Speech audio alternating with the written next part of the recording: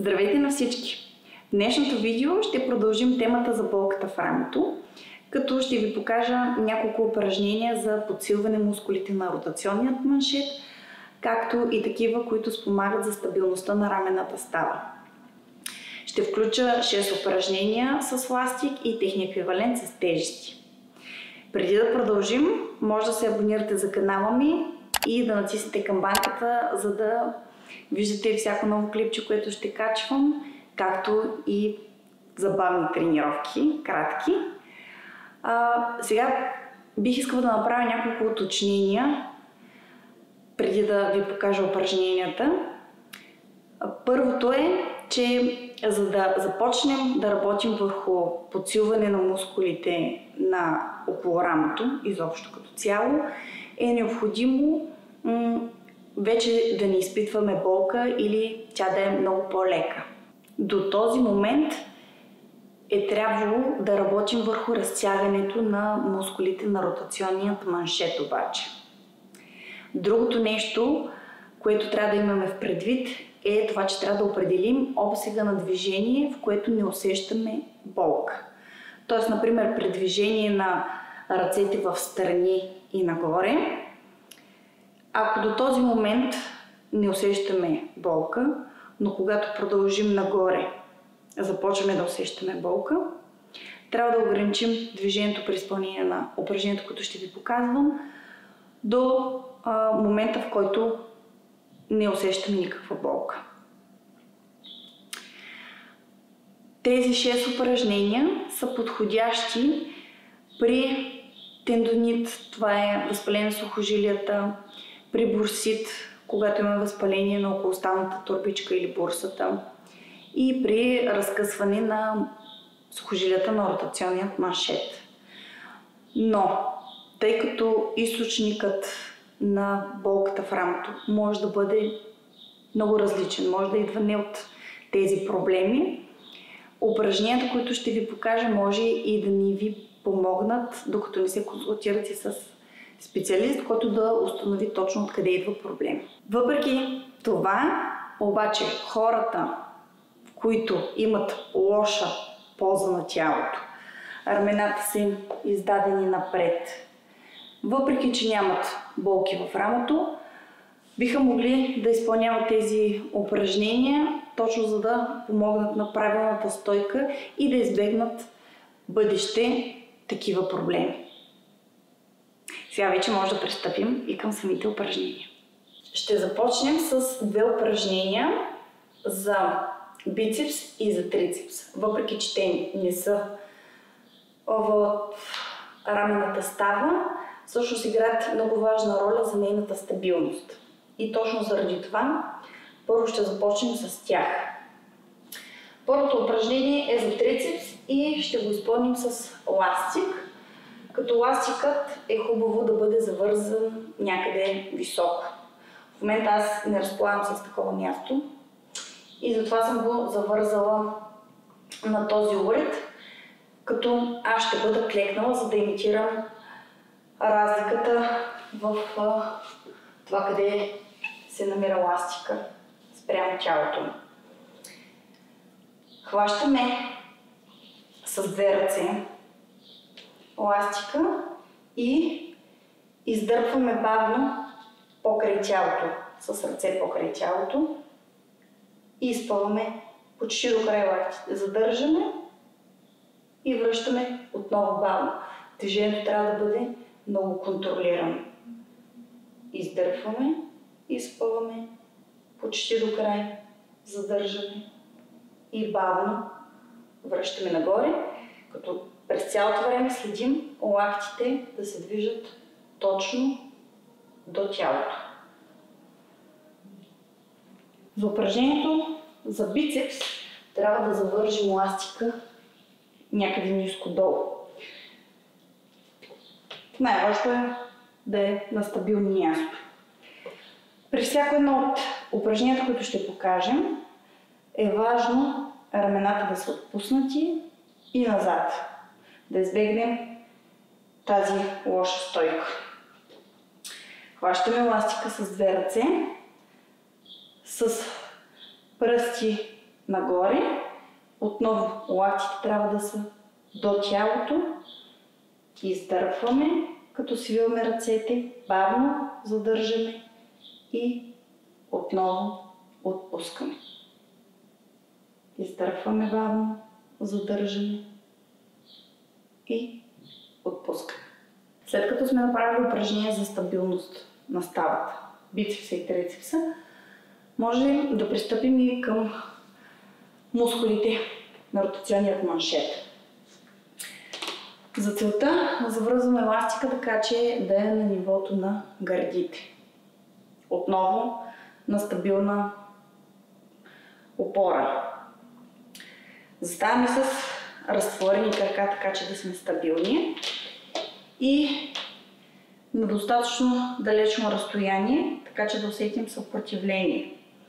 С свита под 90 градуса ръка, отпуснати рамена назад, издърпваме еластика до това положение, че ръката да стане паралелно с тялото и отпускаме.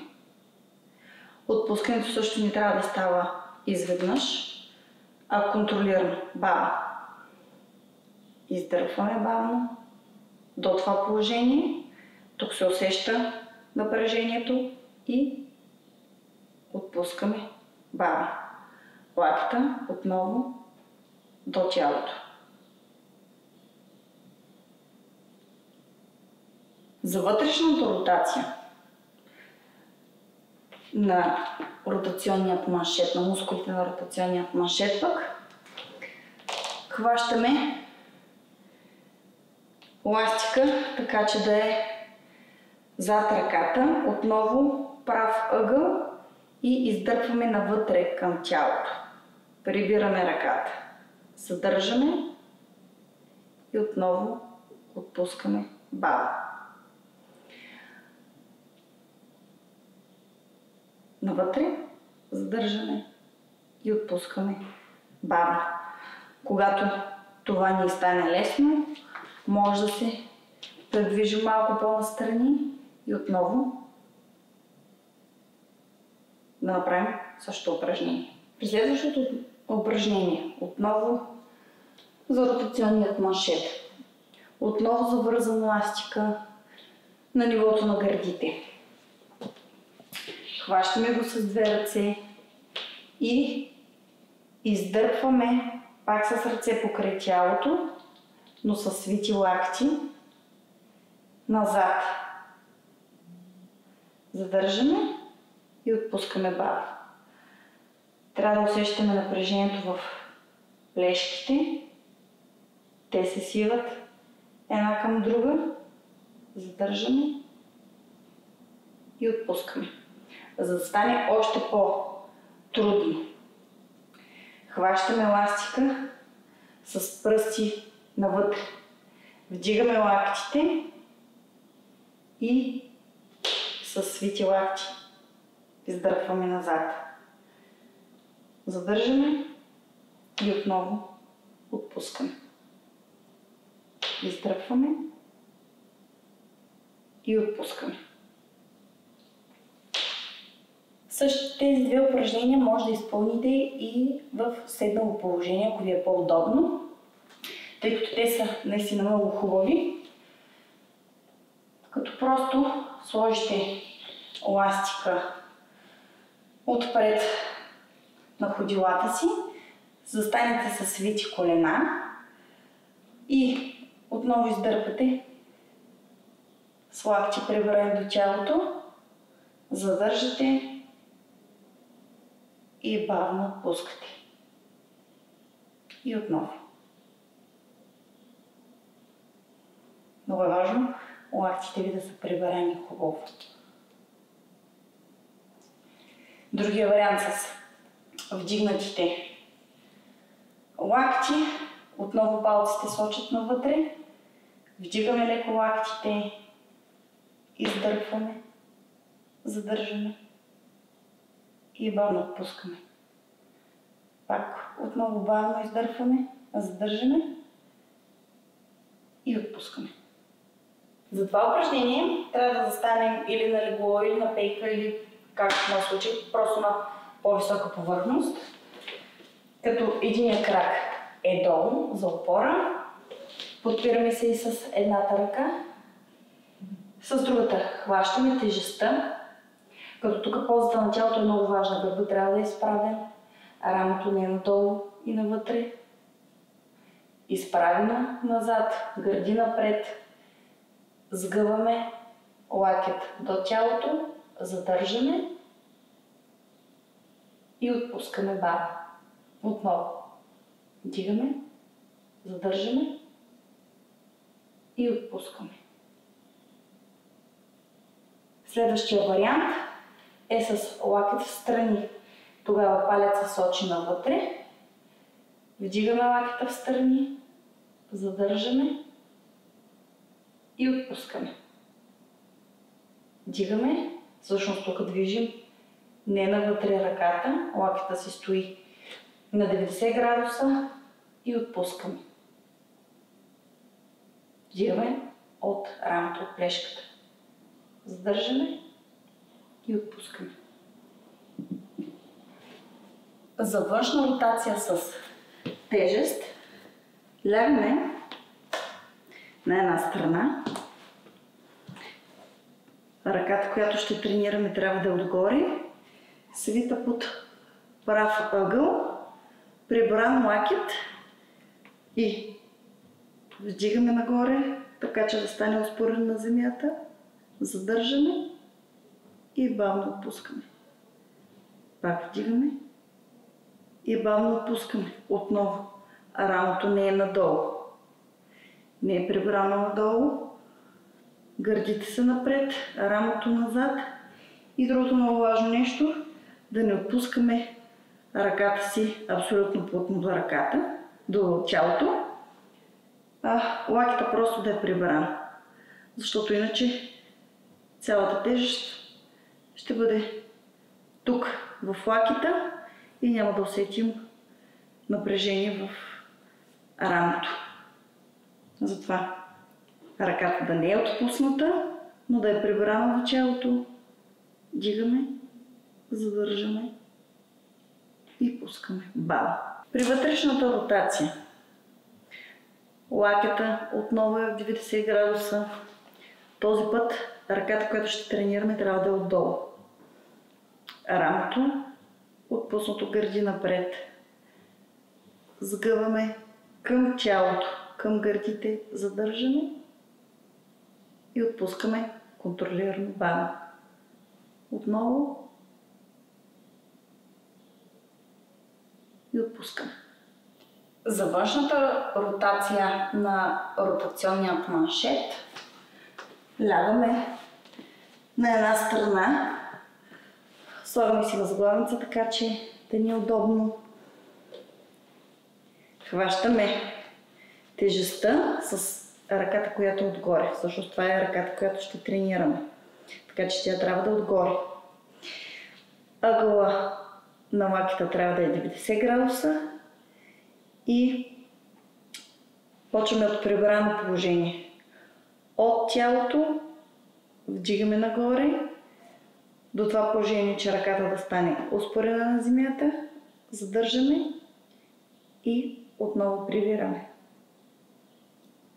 Бавно вдигаме, задържаме и прибираме. Тук е много важно рамото отново да е назад и другото много важно нещо е лакета да е прибран, но да не е отпуснат към тялото, защото тогава натоварването няма да отиде където трябва. Задържаме, без да отпускаме лакет и бавно връщаме. За вътрешна ротация на мускулите на ротационният маншет отново сме легнали настрани, отново подпрени възглавници отдолу под главата. Този път обаче тренираме долната ръка. Ъгъл е 90 градуса. Почваме от движение навън, навътре. Сгъваме И пак изпълваме надолу към земята, бавничко. Прибираме към тялото и изнасяме настрани. Всяко едно от тези упражнения може да изпълнявате 2-3 пъти в седмицата с по 3 серии по 10 повторения. Имайте в предвид, че ако е установено, че проблема ви идва от слаби мускули отзад на гърба, тогава е добре да изпълняте 2 пъти повече упражненията, които са за външната част на тялото, за гърба. Тоест, вътрешната ротация да е 2 пъти по-малко, отколкото външната. Надявам се да съм ви била полезна и да усетите облегчението колкото може по-бързо. Ако клипчето ви е харесало, абонирайте се за канала и натиснете камбанката, за да виждате и другите такива. Чао от мен за сега!